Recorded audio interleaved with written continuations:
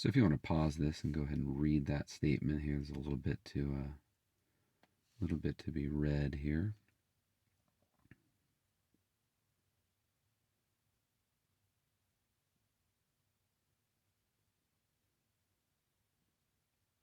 So we've got a boom AB. The length of the boom is being decreased at a constant rate. The boom is being lowered at a constant rate as well. And so we've got some men up here in the boom, and we're going to see if we can figure out what the forces are in the pin down there at B. So we've got motion about a central location right there at A. And we've got some information about the length moving and also the angle changing. So that's going to lend itself very nicely to using radial and transverse. And the reason why I'm going to put, there's my R vector that defines where the unit vector R is going to be, and it's in the direction of the R vector. I'm told that the boom is being lowered at a constant rate. So that tells me that theta dot is equal to 0.08, and it's moving down. So that's the way I'm going to draw E theta hat right there, my unit vector in the theta direction. So let's go ahead and draw the FBD KD. There's our two guys. And there they are again on the other side. What have I got? I've got the weight, and then I've got my two reaction forces down here. Call them F1 and F2. And there's my weight. Make sure I get my coordinate system on theta and R. And now over here I've got a mass times radial acceleration and a mass times transverse acceleration. So what do we know from the problem statement? And from what we see, I would see that R is equal to 6 meters.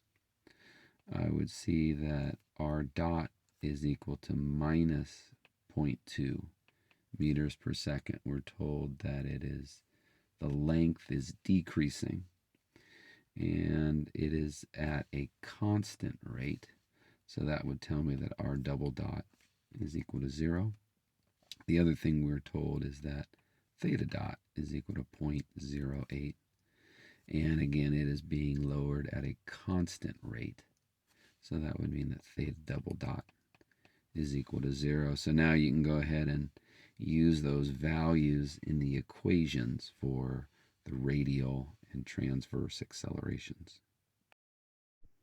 I'll let you take a few moments and kind of read this. You've got a pin, has a mass, it's in a fixed horizontal plane. So this is like a top view that we're looking at.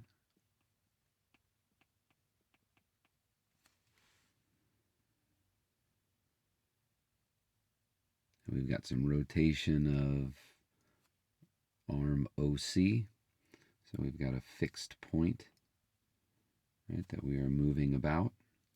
And so we've got the definition of an R vector right there. So we are going to end up putting ER hat in the R direction. And we're told that it rotates at a constant rate. And so I'm going to say that it's going in that direction. Theta dot is a constant. So that would mean I'm going to put now up in this direction E theta hat. So there would be my coordinates for my mass at B. So my FBD KD is going to look like this, and I'm going to put my R theta coordinates. And what can we put on here? I've got forces that are acting on that pin. I've got a normal force from the vertical slot, and I've also got a perpendicular force from the arm, and I'll call it OC. that's going to act perpendicular to it right there. And so that would end up being at an angle theta. And again, that is going to be sitting at an angle theta. Over on the other side, I've got mass times radial acceleration. I've got mass times the transverse acceleration. And so we need to kind of prepare ourselves for finding all those values that go in that those equations for AR and A theta. I know that theta dot is going to be a constant. That would mean that theta double dot is equal to 0. And if I take a close look in here, I can see that I've got a nice little triangle right here that has a length of 0.2 meters. That's an angle theta. And of course, that's the distance r right there. So I would know that the cosine of theta is going to be 0.2 over r. So if I just go ahead and solve that for r, I would see that r is equal to 0.2 times cosine, 1 over cosine. And so, although that doesn't look too enjoyable, we do know that if we're going to start taking derivatives, we're going to need to use the chain rule to go ahead and start doing r dot and r theta dot. All right, so our very last one that we'll do here will involve pins P1 and P2. And so we'll actually go a little bit longer on this one here. We'll actually do some more of the values that go in. So we've got a vector r. We've got movement about a central point O. So what we're going to end up doing is using radial. That would be my radial direction. And we're told that